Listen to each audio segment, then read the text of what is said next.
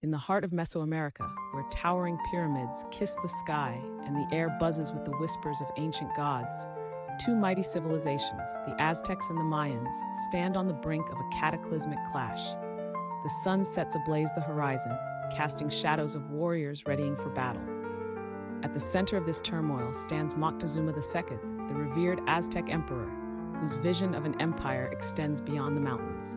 Opposing him is the cunning and strategic Mayan leader, Kakuk, determined to protect his sacred lands from the encroaching Aztec ambition.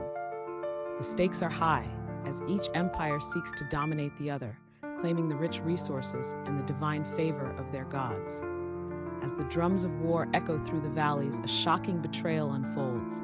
Tensions rise as allies turn against each other, and the sacred trust between the tribes shatters. War is not just fought on the battlefield, but within the hearts of men, where loyalty is tested and destinies are forged. In the end, as the dust settles, the true lesson emerges: the fragility of power and the cost of ambition. Both civilizations, though victorious and defeated, learn that true strength lies in unity and respect for one another's culture, forever shifting the balance of history in Mesoamerica.